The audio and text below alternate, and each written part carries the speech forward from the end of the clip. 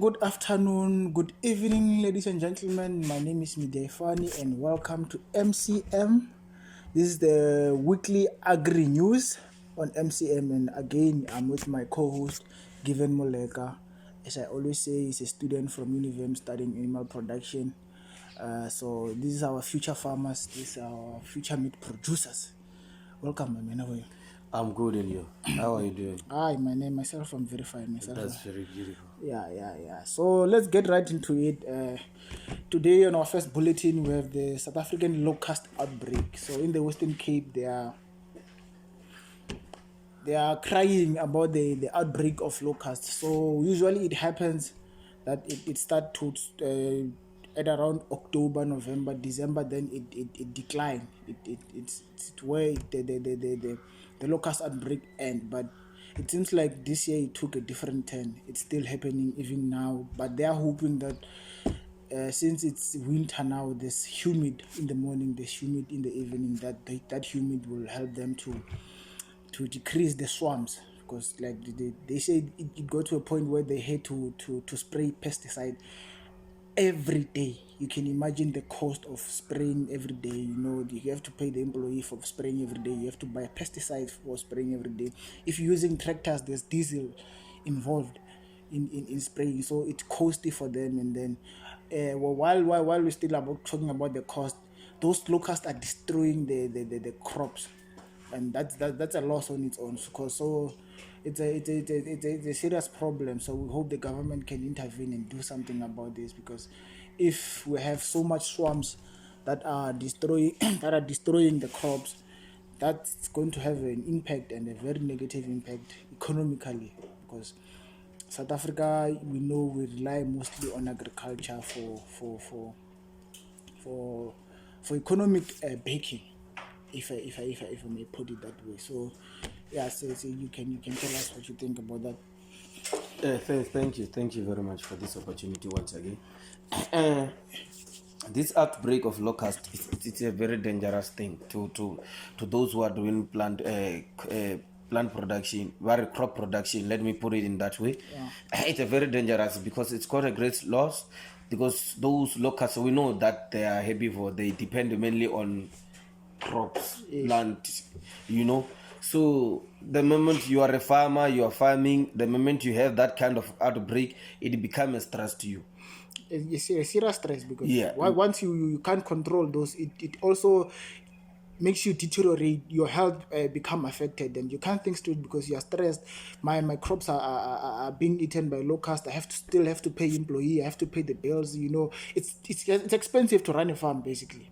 So when we have such a break, it becomes even more difficult to manage your farm, to control it. Yes. Mara, one thing that I check, those things, that's outbreak, it's always happening, right? Yes. And they are using pesticides to control those diseases, to those locusts. Yeah. But when you do genetics, they say the more you use the same pesticide or a chemical to control a certain organism, yes, that it reaches the point that organism can develop a resistant gene. Towards that yes, it can survive toward that chemical. Okay. That is why they keep on spraying. Maybe they should changing of chemical. It's not working. What do we do when that thing is no longer working? Let's take the kind of crops that we are planting. You know that some organism can be selective in terms of what they eat, what they like too much, you see. Yeah, like cow, they choose what kind of grass they want to graze. Yes. Those sweet grass, they can graze it anyhow they want. Yes. So okay, let's talk about locust. So let's find a way. Maybe let's change the crops production. Let's try to shift it. And maybe if I was planting cabbage, usually, let me change, maybe plant spinach, for example. So we want to find a way of fighting, right? Yes. I hear your point, and it's a very valid point. But what happens if the crops that I want to plant in that particular environment does not fit in that environment, because we know there's a certain type of soil that does not take certain type of crops. I don't know if I'm making sense. We're living in the world where technology is becoming more amazing in terms of free. You can control how you want your soil. Even this kind of soil, this very sandy soil, I can make it productive if I'm a very wise man in terms of control. But the only problem will be the environment and the temperature. So that's one of the things that you can manipulate when times goes on, right? Yeah, that's what I was getting on, because if you say you can manipulate the soil, but you can't manipulate the environment, you can't manipulate the heat, you can't manipulate the rain, because we know in Cape Town there's always winter rainfalls throughout the years. There is a greenhouse, even though it's expensive at some time. But there is those just very. You know a net for fishing? I know. Yeah, that one like a net. It's a net actually. You can it's very cheap compared to that one. Yeah, it can also stop the locusts from getting in. It will be a safer way, right? But one thing I check right now, those locusts. There are problems. One of the problems is that we're no longer considering nature when we plant things. We destroy something like birds that can feed on that a locust. Yes. Right? Yes. So there is where we call it the balance of life. Right? It's a food chain. The ecosystem. Yeah, ecosystem. Once we are using too much pesticide, that pesticide is a poison, right? It's chemical. Yeah, it's a chemical. So the birds which feed on that locust, they are eating it. The more they eat those locusts, the more they accumulate more poison in their body. What happened? They die faster than the locust. So now the environment is unable to control those locusts due to the extinction of the birds that feed on the locust. So one thing that I think it should be advised to those people is that. But as you're still speaking on that point, there are birds that eat crops. For example, there are birds that eat tomatoes. There are birds that eat mealy. Yes. How do you balance that? If you're saying we can't keep on killing, we kill birds by spraying too much, they eat the locusts that eat the poison and then they die. Now, what happens when we have birds that eat crops? For example, your mealy, your tomatoes, you name them. Sometimes you need to observe. We have a very different kind of species of a bird. Yes. There are those who feed on insects. Yes. Those who feed on plant crops. Yes. There are many. There are preferable. We have. Okay, let me give you an example of a hawk. They feed on a vulture. Let's talk about vulture. They feed on a dead carcass. Yes. They don't feed on plant. Right? Yes. So that what I'm trying to emphasize already, if you're a farmer, you must be wise.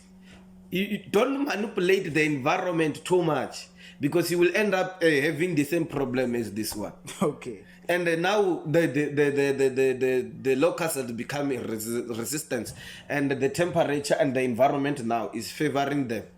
What happened? Reproduction take place. They multiply in size. And then you're going to struggle. You're going to struggle a lot. You're going to have more and more swarms of what do we call DDTN? That one for controlling malaria. Hey, I'm not sure, but okay, same apply to that one. They become resistant. Okay. And you find that chemical is not working anymore. What do? We change the chemical, even though they become resistant. Then we are out of option. What do we do when we are out of option? We go back to the natural ways. Right? Yes. We allow birds to nature around. To eat the locust. It's the benefit. It's a food chain. The locusts are eating the crops. The birds are eating the locusts. But the more you use more pesticides, the more you are killing the birds. Yeah, but this locusts get to a point where sometimes they are uncontrollable. You can't wait for birds to do the job for you, and you want to harvest, by the way. There are employees in the farm. There are bills to be paid. They are uncontrollable due to the reason of those birds, those locusts. They are reproducing fast due to the environment is favoring them, right? If you go to zoo right now, you will see something like Springbok, Zebra. When you check the number, those numbers, ne, is being normalized. Due to what? Due to there are lions who are fighting that one. Yes. So lion died the natural death at some point. Sometimes they kill each other. What do? It's a law of nature.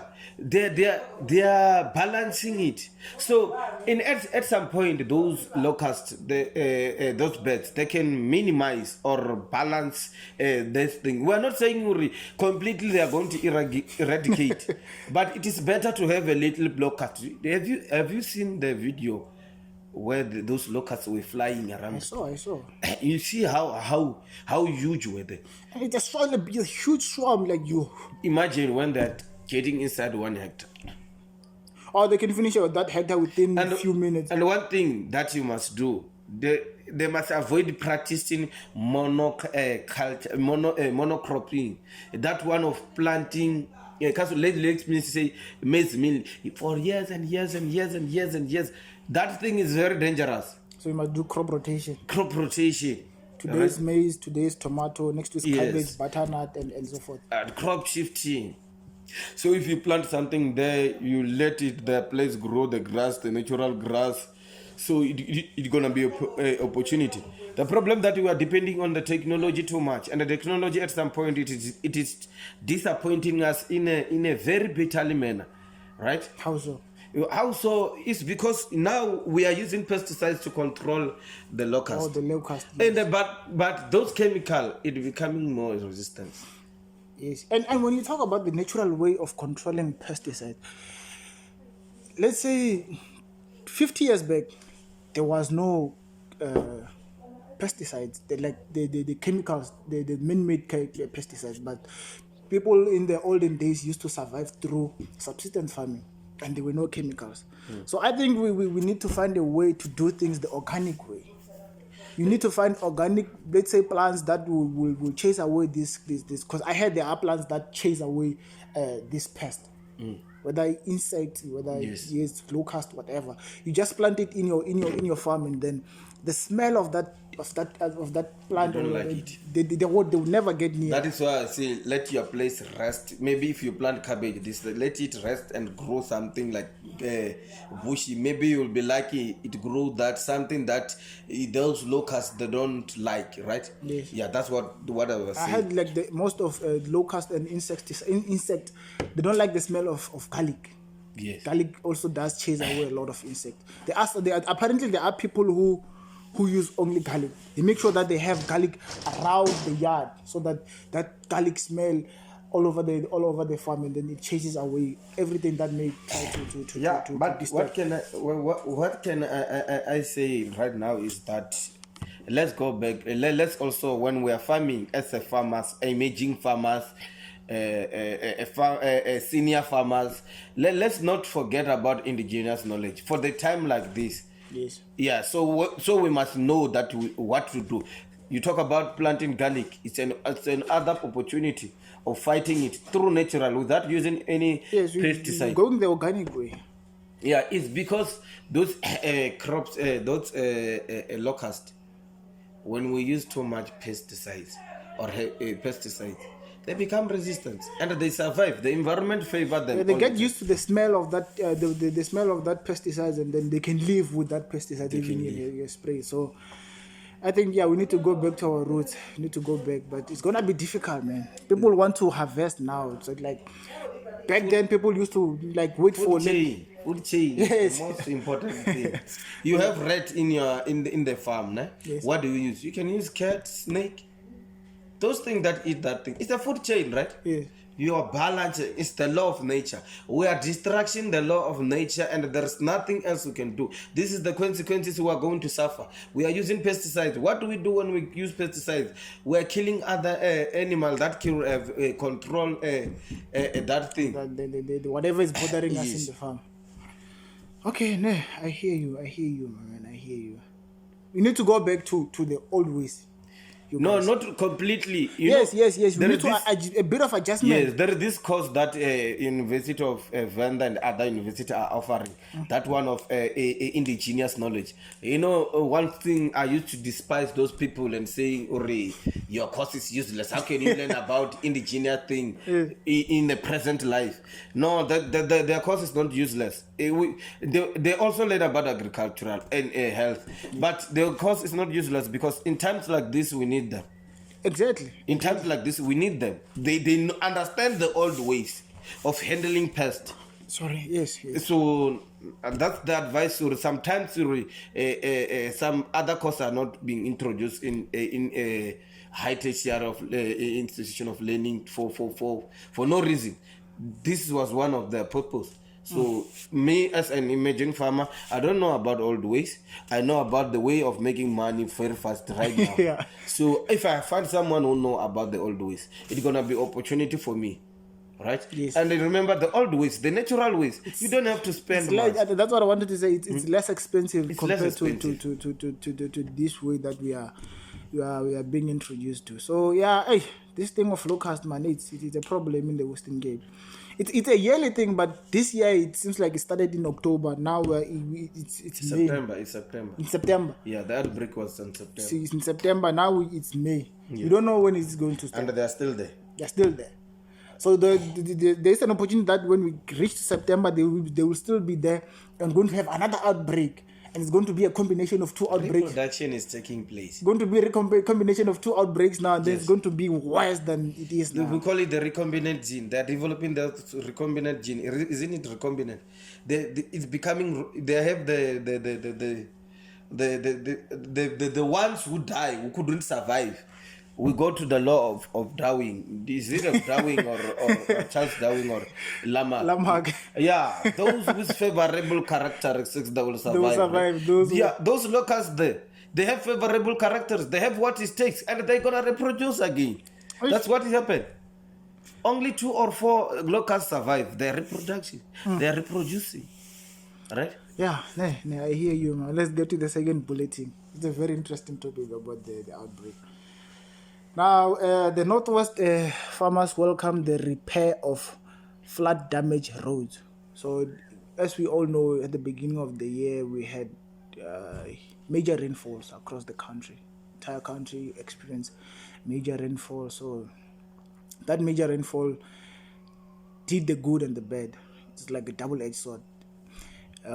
Farmers were happy that we're going to have more water, going to have greener pastures for those who are doing animal production. The soil fertility, soil moisture, but again the infrastructure was damaged. Infrastructure I'm referring to the roads was damaged, and then it's kind of difficult sometimes when you have to deliver your crop produce to the market in a damaged road. You stand a very good chance of not making it on time because your car broke down. You hit a pothole, and then it's either you got a puncture or your car like literally breaks down, and then you have to spend money so that someone can take your crop produce to the market. And then when you're dealing with the commercial market, they are time based. You tell them I'm gonna be here at this time, and then you encounter a breakdown. You won't make it on that time, and then they won't have faith on you. So it affects the business side of farming. So it seems like the Northwest farmers have been speaking about this for some time. Finally, the construction has begun. They are repairing the roads. If they had repaired them earlier, before this heavy rainfalls, I don't think the damage would have been as it is right now. Now the damage is big because when the rainfall came, they were damaged already. So the rainfall was just exacerbating the situation. So now it's going to cost them more money, and then it's just they could have avoided the spending of money by just repairing the road maintaining the road on consistent basis. So farmers in the Northwest are happy that the infrastructure is going to be repaired, and then it's going to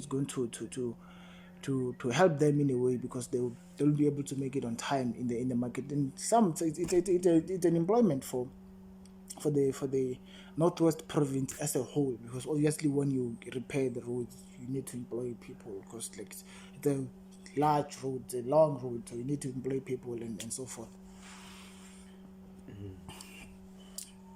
Yeah, what can I say?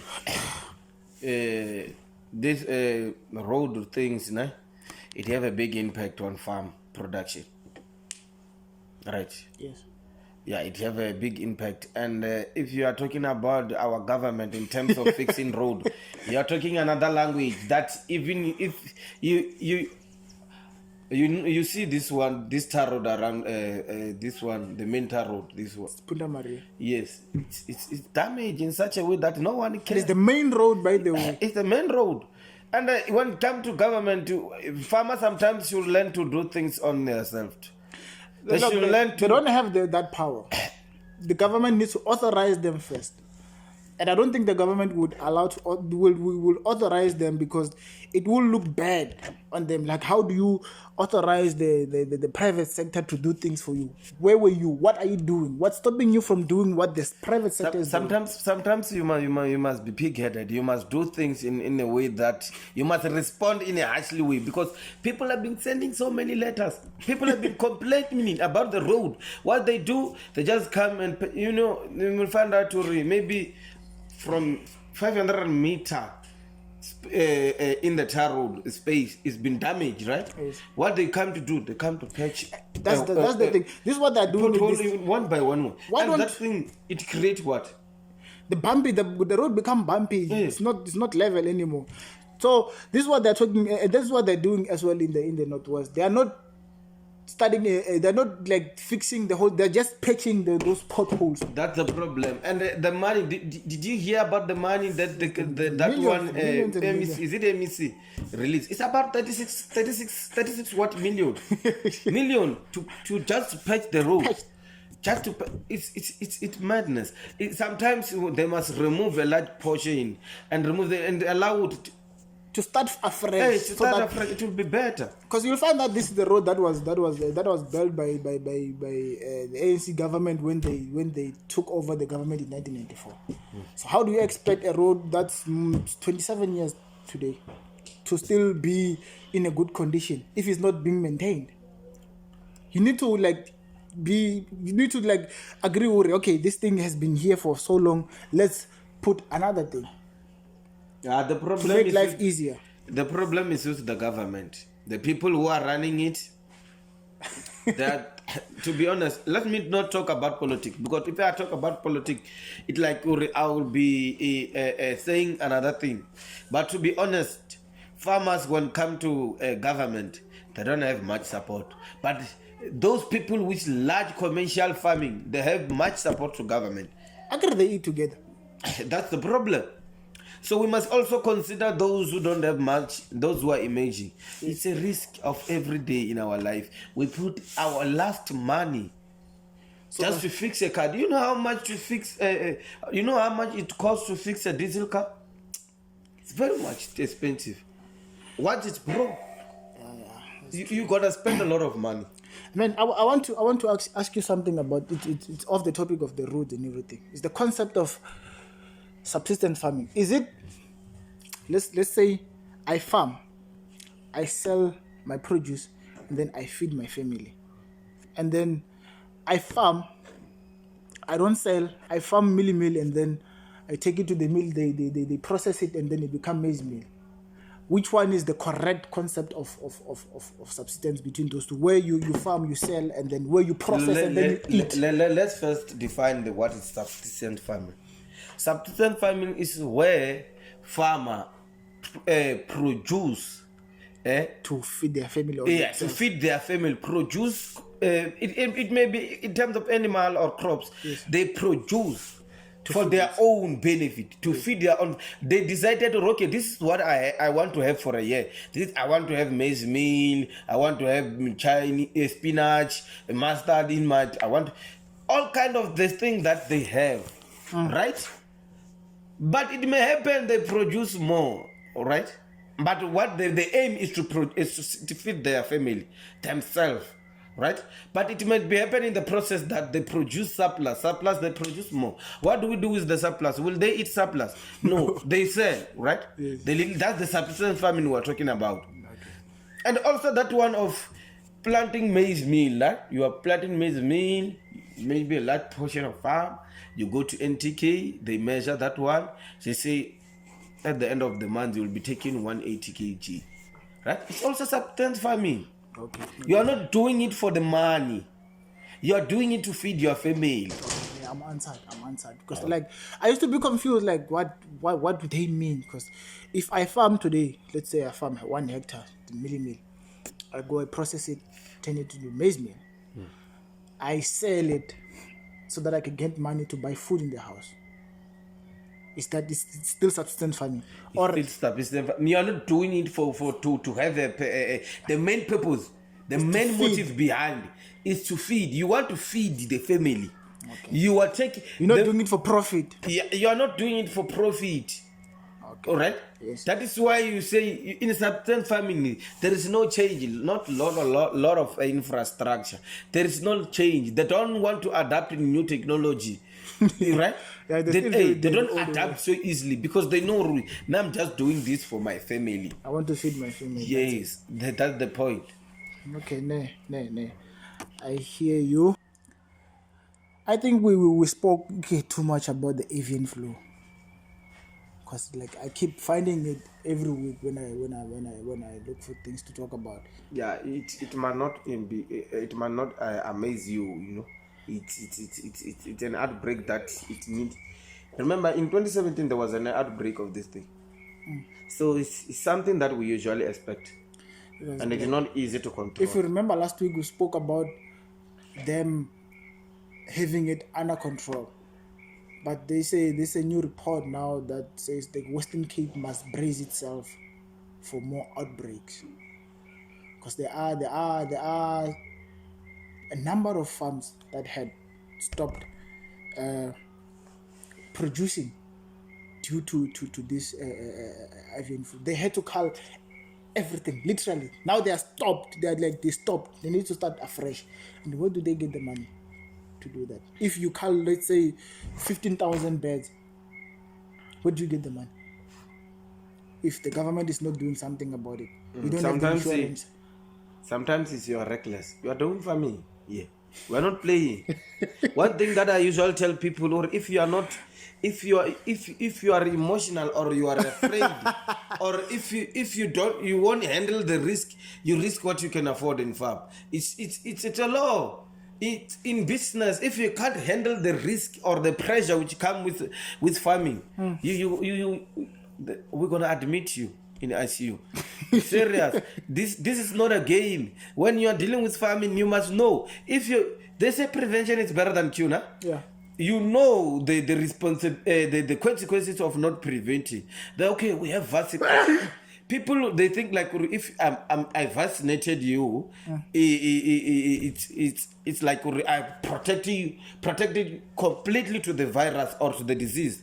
No, it's not like that. We have so many vaccination that we are using.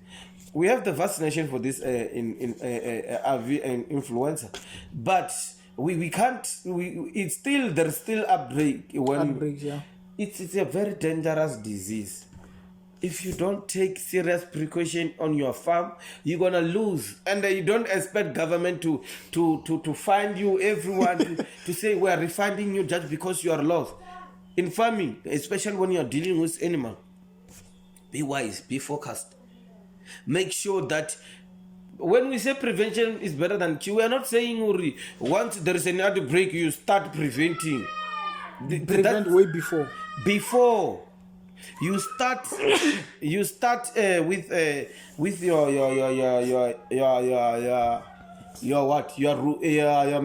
management routine, right? Yes. You make sure that everything is always on point, right? When you go to farming around in a village, in a rural village where farming is mainly practiced, you will find that they don't care how the animal has been handled, how they handle their poultry.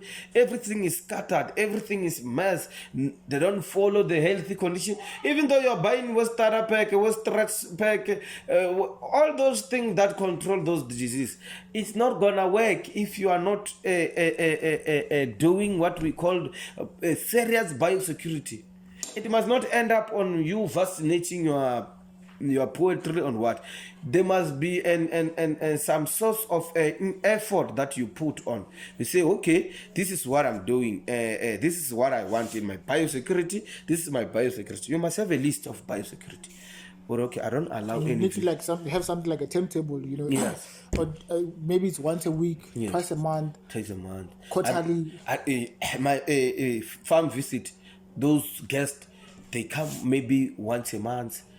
That's what we call biosecurity. You must make sure that cleaning, hygiene, and make sure that everything, the feedlots and are always clean. It's the main point. This is the song that we usually sing when there's any outbreak. They will tell you, or disinfection, cleaning, hygiene is our main priority. Because if we don't do hygiene, we give the chance for breeding, for those virus and bacteria, breeding ground for it.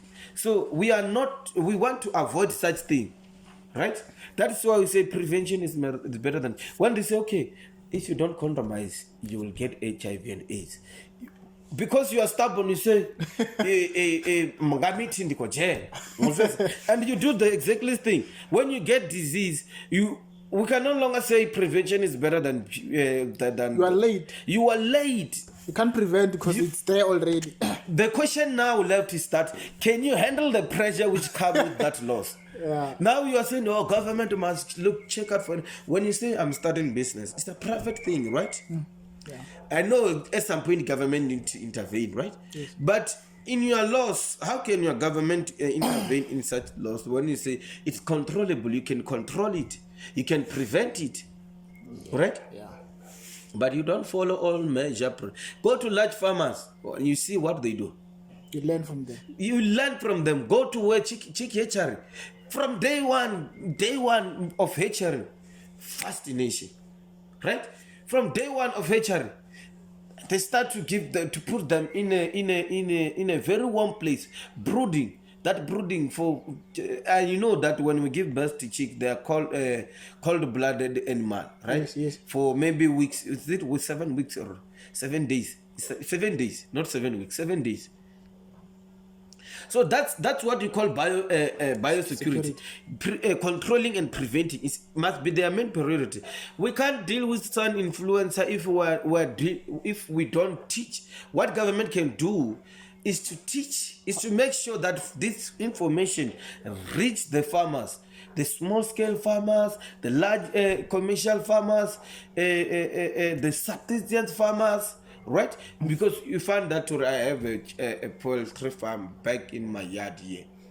That's a subsistence farming. I'm selling it just for the cost, or at least I can get something. I cannot eat all meat. I cannot eat meat every day, right? Yeah. Yes, the one that I have, the surplus, I sell it. So what I can advise the farmers in this issue, sun influenza is a very dangerous disease and it kills very fast, right? What they can do is to make sure that they disinfect. You can use sunlight liquid to disinfect your product. Dishwashing. Yeah. Where people frequently touch maybe door handles, windows, everything. You use that one, right? Okay, if you can't afford to buy that thing, you find lemon, right? Lemon is a very, very thing that you can use to fight bacteria. You boil that water, lemon inside it. You use that water to disinfect at some point. If you are not avoiding dishwashing, dishwashing soap. Yes, dishwashing soap, because there are at some point you find that people, because you need much of them. Yeah. I hear you, man. And one thing. Akiri, we are talking about influenza here. It's mainly attack poultry, and it's a noticeable disease. That is why it can also at some point affect human beings.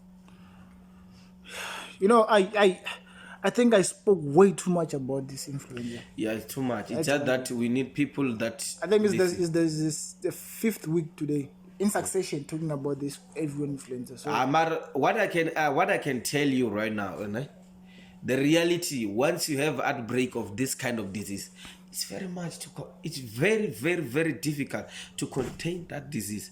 The reason why it spreads so fast, I can carry it by just getting inside, right, where there is that chickens. Getting inside and go to other person farmer, I'm transporting the disease, right? Once I get inside the farmer, I'm affecting the poultry inside the farm, right? Yeah, I hear you. Yes.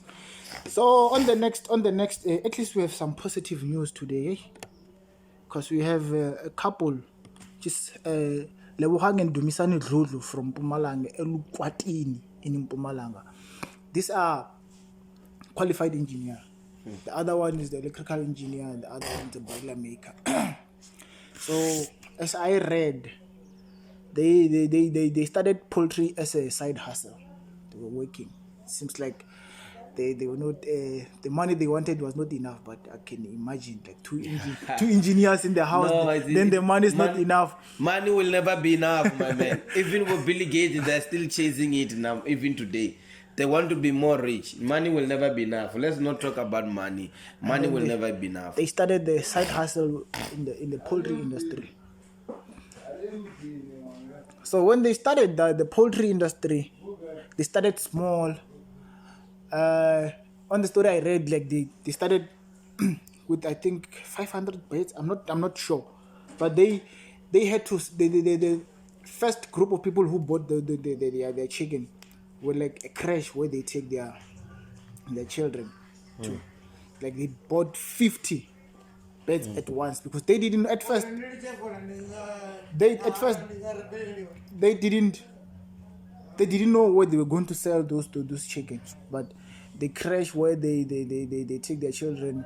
Were like, hey, we want 50 chickens, and they were big, because they let them grow for like 7 weeks. Normally 6 weeks, and they let them grow for 7 weeks, because as I understood, they were scared that if we start selling small chickens, people won't buy, and then this is going to contaminate our brand moving forward.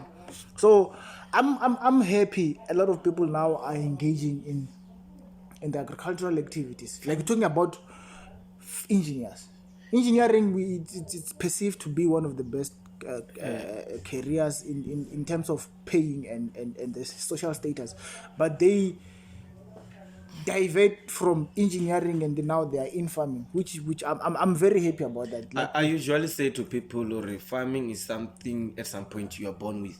It's a calling. It's a calling. Yes. It's more calling. Yes. Right? Let's take, there are a lot of people who try to do farming just because they see their friend doing farming. Yes. There are a lot of people who have been given farm. They don't know how to do the farm. Yes. It's not because farming doesn't require large of money. It requires little capital. If you read the books, agric business, right?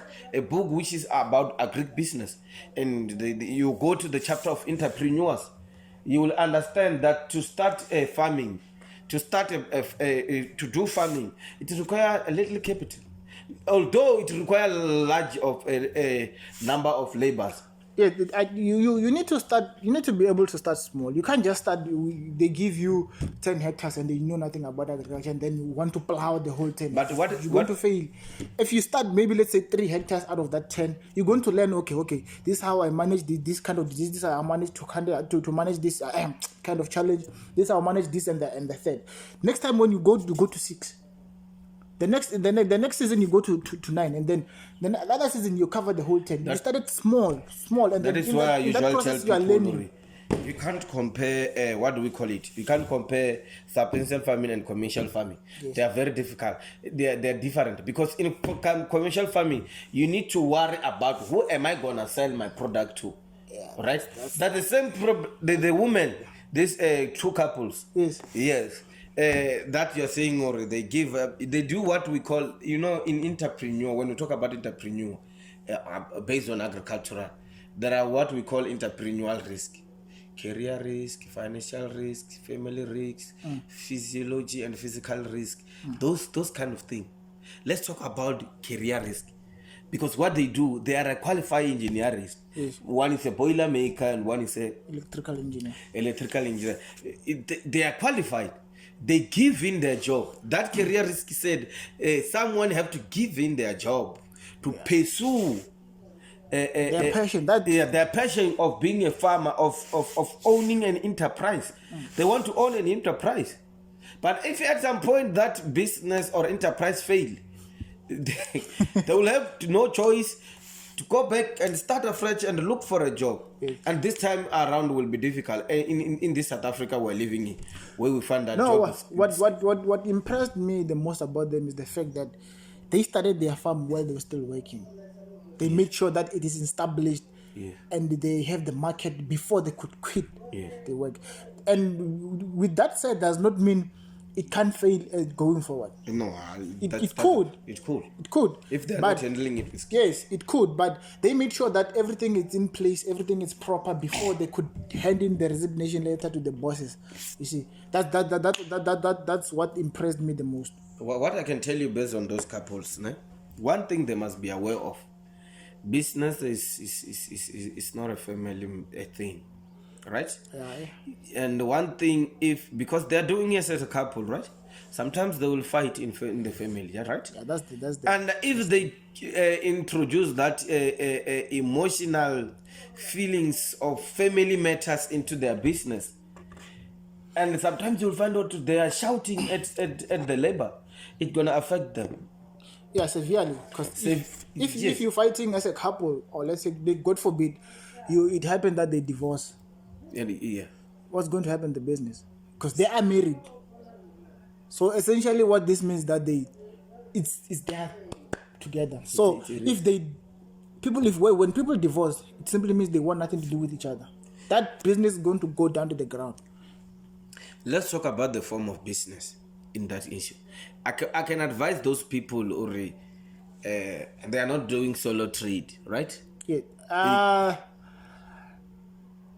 Solo trade is that one. I know. Yeah. Sole proprietor, this partnership, the CC, I know those things. We don't know how they registered the business. Yeah, that's the problem. But if they register it in the partnership way, if it's the partnership, they can separate. They can separate. They can still survive maritally, and then the business can still. But survive. It's gonna be hard. It's going to be a very unhealthy working condition. Yes. They're going to get very unhealthy. One thing I can say about those couple, they must put a family matter away from business. Business is business. It has nothing to do. I'm your part in my business, in this in farm enterprise. I'm your partner. I'm not your wife. Not your wife. I'm not your husband. Yes. But when it comes to family, I'm the husband. I'm your wife. Yes. This is how we treat. That's the relationship. We should differentiate because maybe let me forgive example. We are running a business here at home. There's a shortage of maize meal. Let me for example, and you decided to pull it in the. That's in where the business. Everything goes wrong. Right. But what I can advise the farmer, those two couples, is that they make a good decisions, but they must know that it comes with implication. Huge responsibility. Yes, huge responsibility in terms of handling. You know what I tell people, that in farmer you can't do farming while you are working at that job, because it needs you full attention. Exactly. Okay. Yes, that's why you are running farming and you left someone to the farm. He knows everything about your farms. Which means at some point they will steal your product and sell it because you don't know what is going on. Besides stealing, man, you cannot leave someone to take responsibility of your crop. You cannot take responsibility of your crop as if they are theirs. They are there for employment purposes. Yes. Whether they see the disease, they probably wouldn't say. If they see that the crops are hungry, they need fertilizer, they probably wouldn't say, unless if you go there, see, no, these things have not been fertilized in a long time. This thing need to be sprayed. Yes. So if you're a farmer, you need to be there full time. Because in the morning, first thing you need to do as a farmer in the morning, you need to go to your farm. You need to check how are your crops. Those things are like your babies, man. Yes. Those things are like your children. You need to check. Because in the morning, they will tell you if they are healthy, if they need water, they need fertilizers, they need spraying, they need what. You will see that in the morning. Yes. But if you're now in the morning, you wake up at 8 o'clock and then you go there you probably wouldn't see what's happening with your crops. And if you leave someone, let's say for example you are here in Vuane, you are farming here in Vuane, and then you stay in Tando Unit D. You say, I left someone there, the farmer. I taking care of that guy. Wakes up at 9 and just go there, make tea, drink, move around. You only irrigate when you feel like it. But if you are there, you know, okay, I need to fertilize, I need to irrigate. You make a timetable. Like I need to irrigate maybe a week, 3 to 4 times a week. If you are there, you will make sure that program, that timetable is followed. But if you give someone the task to follow your program, I don't think they will follow that program to your satisfactory. They will do it in a manner that will satisfy them. Yes. Because like irrigation, it is not a child's play. It's a lot of work. Yeah, even if you are using drip irrigation, those things get blocked. You need to go around knocking them so that they can check out the water. Because there are as far as I know, there are those who put fertilizers using the same drip. So those drip get blocked at some point. So it's like you dissolve the fertilizers, you use the tank, and then it goes through the pipe, and then the drips and everything. It saves the most positive thing about it is that it you use less fertilizers as compared to like digging and putting in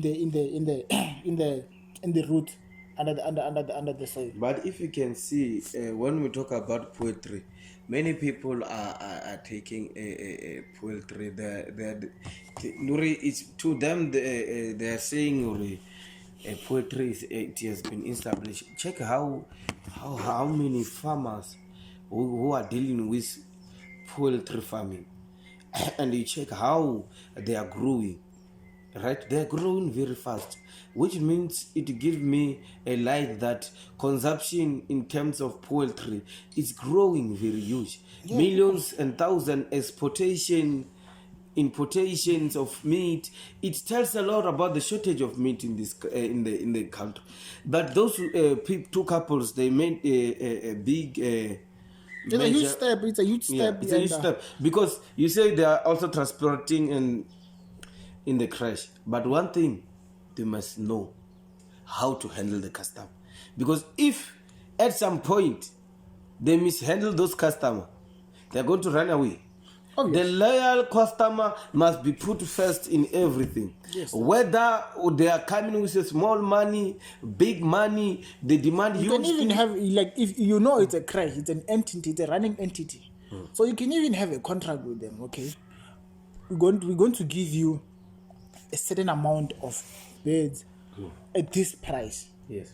You can pay us maybe monthly, quarterly, or it would be up to them, like depend on the basis of the contract. You know what the main purpose of building contract, ne? It is a good opportunity to the farmer and a bad opportunity to the farmer. Okay, let me put it a advantage of drafting a contract, right? If I draft in a 5-year contract, I can. No, I'm not talking about like how do I put it? A contract that says you're going to be with us for this period of time. I'm talking about the contract of payment. How are they going to pay you? How are we going to pay each other? But in farming, what I prefer most is the contract which talk about years and how they're going to be. They include everything of how I'm going to sell. Yeah, but the as you said, there are disadvantages and advantages. What if the crash closes down? What if the farm closes down? No. They're gonna pay you. They break the contract. Once you break the contract, you suffer the consequences of the law. That is why. But they're not making money anymore. It doesn't matter. Let's say, for example, the crash closes down. The crash is the main source of income. It closed down. Where are they supposed to get the money? And you have a 5-year contract. On the 4th year, that crash closes down. Before you sign the contract, you must know the law and the implication of breaking the contract. A contract is an agreement between two people, right? Or more people, right? Yes. Once we agree on the contract, we are saying, okay, we say, okay, can you supply us with chickens for 5 years? Right? Once you say, I can, and you sign the contract, you are saying, Uri, you can handle the pressure until that 5 years. Yes, it's true. But you don't know the future. You don't know the future, but you must. That is why I say farming or doing business, it's an everyday risk.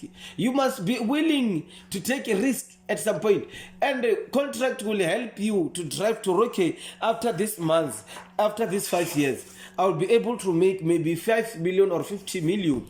This is my all income for these 5 years. Let's talk about the instance of last year we had COVID-19. There was lockdown imposed. A natural disaster. Those are the risks I'm getting to. You must discuss them. Okay. In the contract. We must discuss everything in the contract. In terms of natural disaster, how are you gonna keep our business moving? That's the question. As someone who's going to buy some product to other people, you must ask, okay. In terms of natural disaster like this, flooding, outbreaks of disease, like what you're saying, how are you gonna keep the market flowing? That's the question you'll be asking as someone who's going to buy product from someone. You ask such question and he tell you that's the main purpose of contract. We draft everything. Okay, now here, man. That's yeah, it. we are done. We are done for today. Thank you, man. Thank you. Let's meet again next week, and don't forget to subscribe. It's MCM TV. We're out here.